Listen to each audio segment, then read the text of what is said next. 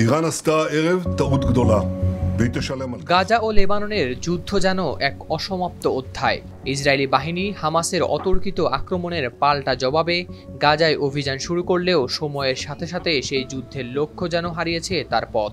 সেই পথ এবার মোড় নিয়েছে আরেক চাঞ্চল্যকর দিকে, আর তা হলো ইসরায়েলের প্রধানমন্ত্রী বেনিয়ামিন নেতানিয়াহু নাকি নিজের রাজনৈতিক ও ব্যক্তিগত ফায়দার জন্যই গাজা ও লেবাননে যুদ্ধ জারি রেখেছেন বলে অভিযোগ করেছেন ইসরায়েলি সেনাবাহিনী IDF এর অবসরপ্রাপ্ত একজন জেনারেল। খবর মিডল ইস্ট মনিটরের। জেনারেল ইসরায়েল জিভ সম্প্রতি ইসরায়েলি মিডিয়া চ্যানেল 12-কে একটি সাক্ষাৎকারে বলেন, এই যুদ্ধের প্রকৃত উদ্দেশ্য আর জাতীয় নিরাপত্তা নয়, বরং নেতানিয়াহুর রাজনৈতিক ও ব্যক্তিগত ফায়দা অর্জনের মাধ্যম হয়ে দাঁড়িয়েছে। সাক্ষাৎকারে জিভ আরও জানান যে নেতানিয়াহুর এই বিষয়টি নিয়ে আপত্তি তোলার কারণেই মন্ত্রিত্ব হারাতে হয়েছে সাবেক প্রতিরক্ষা মন্ত্রী ইউহাভ গ্যালান্টকে।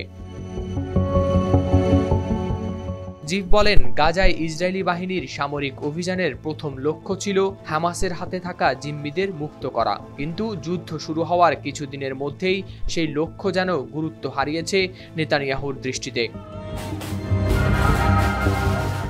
সম্প্রতি আরও একটি চাঞ্চল্যকর ঘটনা প্রকাশ পায়। ইসরায়েলের প্রধানমন্ত্রীর কার্যালয় থেকে চুরি হয়েছে নিরাপত্তা বিষয়ে গুরুত্বপূর্ণ নথি। অভিযোগ উঠেছে এই চুরির সঙ্গে যুক্ত রয়েছে নেতানিয়াহুর এক ঘনিষ্ঠ সহকারী। জিভ বলেন, নেতানিয়াহু নিজেই মিথ্যার মধ্যে আচ্ছন্ন, তার সহকারীদের মধ্যেও সেই একই প্রবণতা থাকাটা স্বাভাবিক। এই মন্তব্যের মাধ্যমে তিনি ইঙ্গিত দেন যে নেতানিয়াহুর প্রশাসনে রয়েছে সততা ও স্বচ্ছতার অভাব। এদিকে যুদ্ধ অব্যাহত থাকার ফলে গাজায় তৈরি হয়েছে ভয়াবহ মানবিক সংকট। জাতিসংঘ ও আন্তর্জাতিক সম্প্রদায়ের যুদ্ধবিরতির আহ্বান বারবার উপেক্ষা করে এখনও গাজায় অভিযান জারি রেখেছে ইসরায়েলের প্রতিরক্ষা বাহিনী IDF। সেই অভিযানে এখন পর্যন্ত সেখানে প্রায় 43,000-এর বেশি ফিলিস্তিনি নিহত হয়েছেন এবং আহত হয়েছেন লক্ষাধিক মানুষ। খাদ্য, সুপেয় পানি ও ওষুধের অভাবে গাজার মানুষ করছেন মানবেতর জীবনযাপন। 20 লাখেরও বেশি ফিলিস্তিনি হয়েছেন বাস্তুচ্যুত।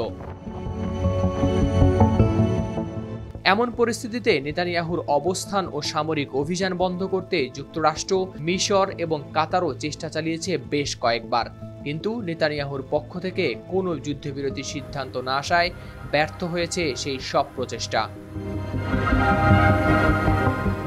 হালাদা শামীম, RTV।